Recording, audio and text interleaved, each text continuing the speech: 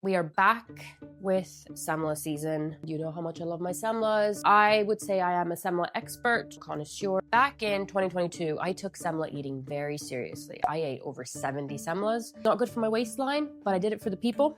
If there is one person that I know that is an even bigger semla fan than I am, it's my dad. I feel like it's like a genetic condition that we have. Coming with me today. So this is a part of Tallinn Bun Fest. There's so many cafes that are doing different types of semlas. You've got lactose-free, gluten-free, the classics. We're gonna try 3 different places. Let's go. My mom also decided to come with us because she was suffering FOMO, so this ended up being like a little family day out.